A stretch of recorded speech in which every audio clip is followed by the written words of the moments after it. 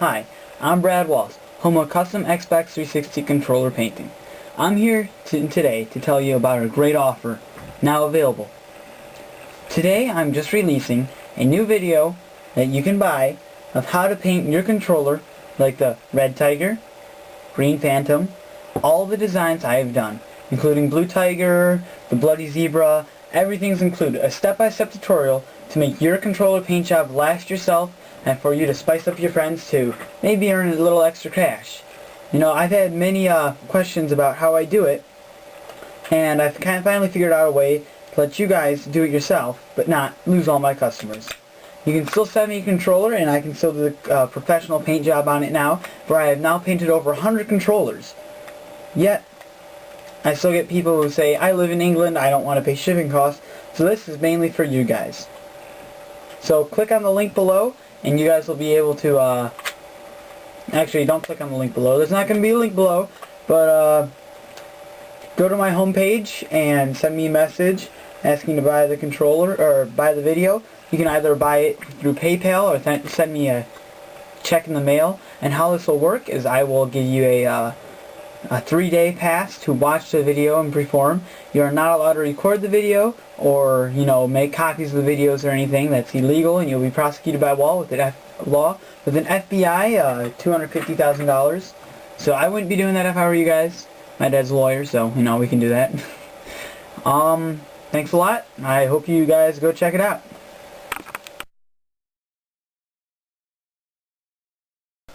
Step 1. You're going to need your controller. So after you get your controller, you're not going to use the straw method of putting straws over the A, the X, Y button because paint can easily drip in.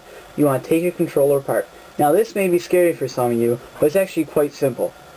You're going to remove the 7 screws on the back. Take out the battery pack, and there's one under this barcode right here. I've already unscrewed it so you can kind of see it right in there. It's going to be right in the center of that barcode.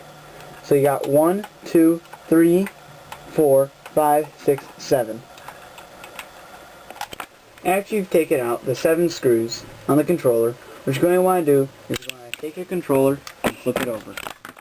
After you've taken out the 7 screws, what you're going to want to do is you're going to want to put your fingers right up here and right down on the bottom.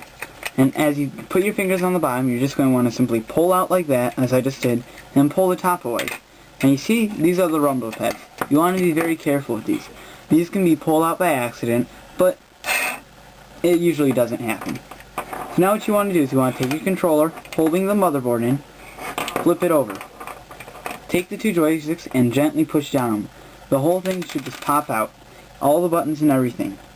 Now you may have this piece right here, which simply slides into the top. So you can simply pull this out. Comes out quite easily. Take out this bottom part, it pulls out too. And this rubber pad, and the rubber pad that you have right here on the motherboard, take these off and set these to the side. Now what you're going to want to do is you're going to want to take your battery pack and put this back in. Set the actual controller and pieces off to the side. Plus the right bumper, left bumper, and the sync button.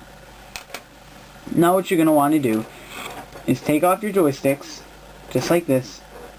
Move all the joysticks, A, B, X, Y, start and back buttons, off to the side. And we'll come back to these later. The most challenging part now about taking off all the pieces are going to be the triggers. Now the triggers, you have to be very gentle with. What you're going to want to do is you're going to slide it to the left, and you're going to slide it out of this little thing right here. So now it's free this. Now what you're going to simply do is watch out for the spring. You don't want this thing to go flying and lose it. That's bad. So squeeze in on the trigger, put your thumb in the way, and it should just pop out. Make sure the spring doesn't go flying once again, because you don't want to be scrounging around for a spring out of an old toy or something. So after you get one off, go ahead and move to the other. Same thing, you simply push it off to the side. Squeeze. Pull it out. Now the last part about getting the trigger out is you just have to slide it to the left or to the right, whatever side, and just wiggle it out. It's real easy. It just slides in like that and comes out. Now that you have the triggers out, now I'll show you how to take out the trigger from this angle. What you want to do is this part right here, this trigger, you just want to push on it, let it slide, it clicks down like so, and then you're going to simply squeeze the trigger back and it should slide right out like this.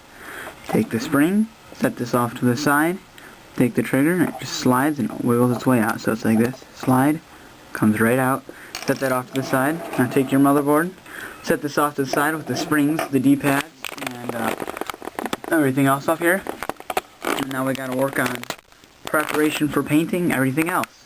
Now a little trick I learned to keep everything together is as you come up to the actual console, and you come up to the actual controller, that little ring where the LEDs go, which the Xbox guide sits in, you want to take this out.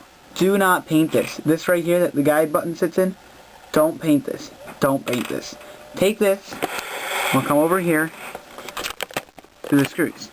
Set this down and take all the screws, put all the screws in here, and set this off to the side. This keeps all the screws together, and you're not going to lose any 7 of the screws, and you're not accidentally going to paint that bad boy over there. Also what you can do is place the springs and the rubber pads all together in one place with the screws, so you don't have to worry about, oh my gosh, where'd the rubber pads? If you lose any of these parts, your controller, you won't be able to use it. The last thing you're going to want to set down to the side is going to be the motherboard. Simply just move the motherboard over to where you want to set it down, and set it down.